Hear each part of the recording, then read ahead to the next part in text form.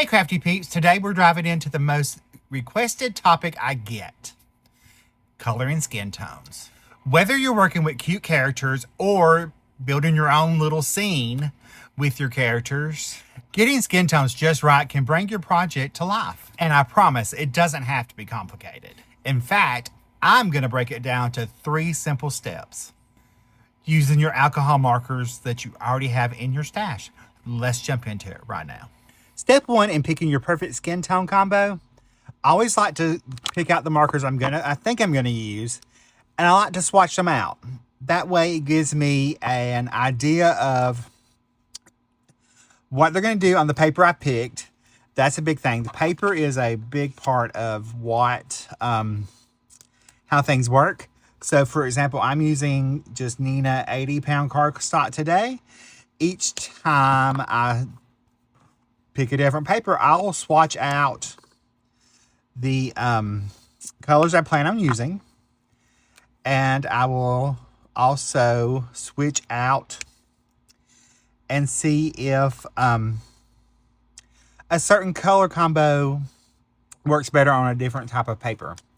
I swatched them out right there at the top. I will actually write the colors down in just a minute. But I also like to come along the side and blend the colors together just to see how they're going to blend. That way it lets me know if what I'm thinking is correct. And we're going to do a fair skin tone today, but I do have some other examples to show you at the end of a couple different color combinations. I like to do right in what it is and the colors that I picked.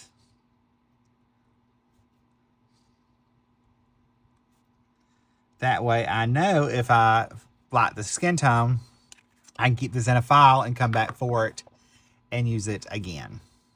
And as you can see, the skin tones combination I'm using today is E11, E21, and E00. Here's a little tip for you. If you're ever unsure what combo to use, start light. You can always go darker. All right, step 2. We're going to map out our shadows. Now, I like to go with my lightest color first on the shadows where I'm marking out shadows. And I can put in right under the hairline my shadow colors where I think I want them to go. And that way, with the lightest color, I'm not overly concerned because I can always go back and darken things up. It's easier, like I said, that tip, it's easier to start lighter and go darker when you're not comfortable with what you're using. So I can come in and map out all the places I think there would be a shadow. And our basic rules still apply. Anything overlaps another object, there will be a shadow cast there. But you also have to think about which way your light is coming. For example, today my little character is facing to the left. So my light source I'm going to have coming in from the top left. It's usually one of my go-tos. I always look at what direction the character is. If they're straight on, that means our shadows are going to be a little bit different than if she's going this way. Always think about where your light source is and where the light is hitting that person or character. That way it usually will help you keep your skin tones a little bit more natural looking because of the light. All coloring is adding in your lights and darks and your midtones. It's just your lights and shadows is basically all it is. Now, once I get that mapped in, I will come back in with my darkest color and come right over that, add in my shadow colors. Right where I know I have now decided that's where they're going to go. And if I decide I might not like something right there, I can always leave it out. And because I can blend that in with the lightest color.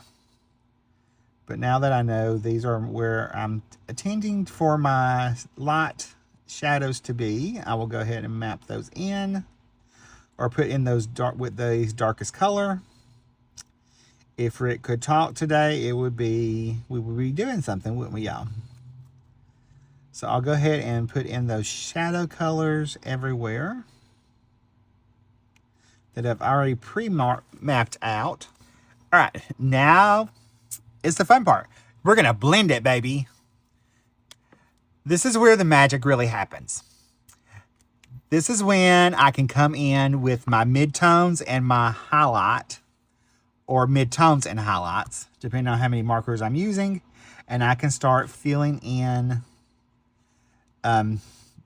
blending out my shadows to get those nice and blended out. You can do little circular motions if you want. I like to just kind of come in, come back over what I previously had colored, because that will help blend that out a little bit. Re-moisten the alcohol marker to get that nice and ready to go. We might have a little shadow right there. I can increase my shadow with my mid-tone right in there.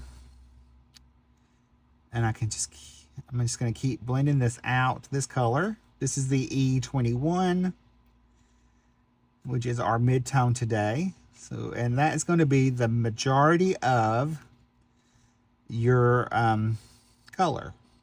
Your shadow is about 10%, and the highlight is probably about 10%.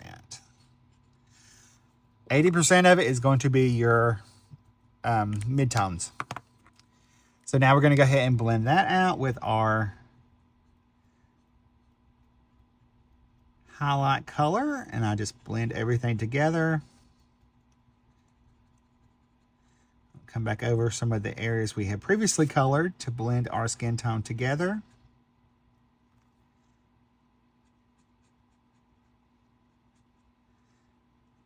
That's the beauty with alcohol markers. Everything gets nice and can blend together